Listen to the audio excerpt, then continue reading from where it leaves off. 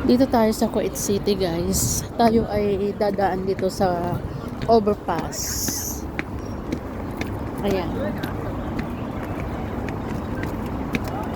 Tayo ay nasa Kuwait City. Ngayon lang ako na gawi dito dahil sa sobrang busy. Sa Salmiya kasi tayo na lagi napunta.